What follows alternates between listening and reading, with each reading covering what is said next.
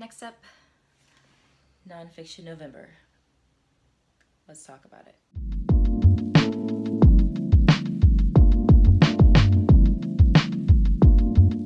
Nonfiction November, so excited. You guys, if you've been around since the beginning of my channel, you'll know that around that time is when I really started a love for nonfiction books. Like, I've kind of liked them like off and on, but nothing like how it is now. Like, every year I look forward to Nonfiction November, and I just couldn't be more excited to share with you guys what I plan on reading this month. Hopefully. TBRs haven't been working out too well with me this year, but we're gonna see. So first, let's talk about the only fiction book that is on the list for this month. It is The Joylet Club by Amy Tan. I've always loved this movie. I've always wanted to read the book. Scored this a couple of years ago at a library sale for super cheap. And there just so happens to be a reading of it, I believe, Diverse Classics on Instagram. They're actually doing a group read this month. So I'm stoked to finally get this done, and it's not that big, so hopefully I can just read a little a day and actually finish this with the rest of the group this month. If you don't know what it's about, Joylet Club alternates back and forth between the lives of 4 Chinese women in pre-1949 China and the lives of their American-born daughters in California. So if you've seen the movie, you know what's up. If not, there's a little blurb for you. Can't wait to read all about immigrant moms and their children. I'm very curious to see how the old culture and new cultures clash in this one. Another one, if you've been around, you've seen this before, The Black Count by Tom Rees. You guys, I wanted to read this one last year, didn't get around to it. One of my favorite classic books is The Count of Monte Cristo by Alexandre Dumas.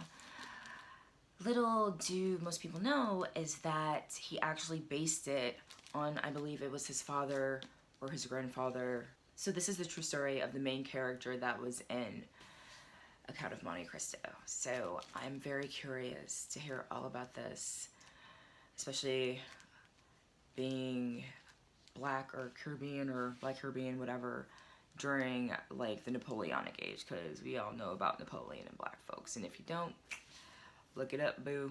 Look it up. I was trying to read this a couple of months ago. Didn't even happen. Didn't even crack it open. Got it last summer. I don't know what I'm waiting on. This is right up my entrepreneurial spirits alley. So in my wheelhouse.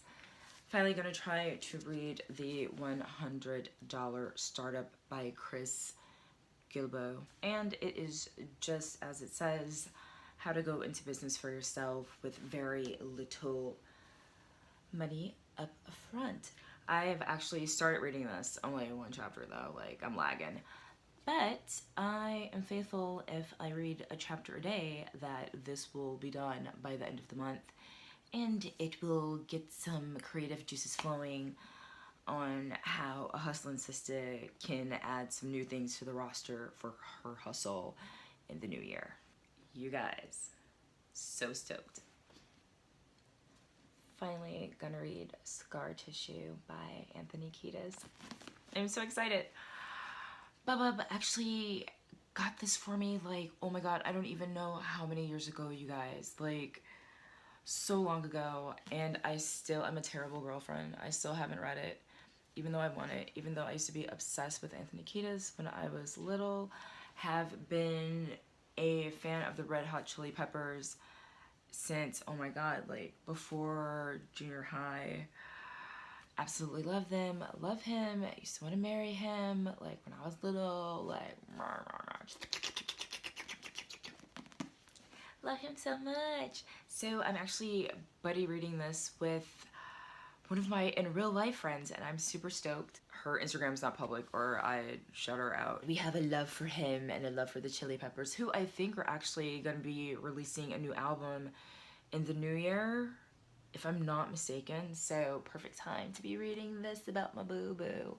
So I am stoked. I am super stoked. Very curious to hear more about his life. Like, I know he's been very open about his substance abuse and addiction issues, but I know there's so much more to him, and I can't wait to read it. Let's see a little blurb. Whether it's recollecting the influence of the beautiful, strong women who have been his muses, or retracing his journey of diverse musical appearances, Scar Tissue is compelling reading.